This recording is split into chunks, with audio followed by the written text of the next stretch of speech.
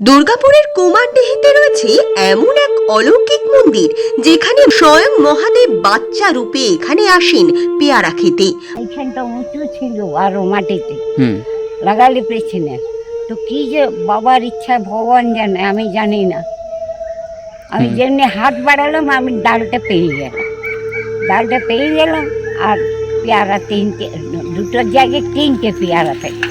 আচ্ছা হ্যাঁ, হুম তিনটে পেয়ারাই আমি এই গাছটা থেকে পাড়ালাম, এই গাছটা থেকে হুম পেড়ে ওই বাচ্চাটার হাতে দিল। বলি বাবু হলো?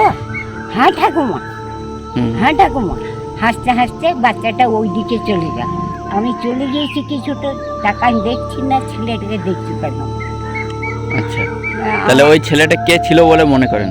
আমি মনে করি আমার বাবাই ছিল, মহাদেবই ছিল। তাছাড়া ভোরবেলায় ওই বাচ্চা ছেলেটা এসে আমার কাছে কেন পেয়ারা চাইবে?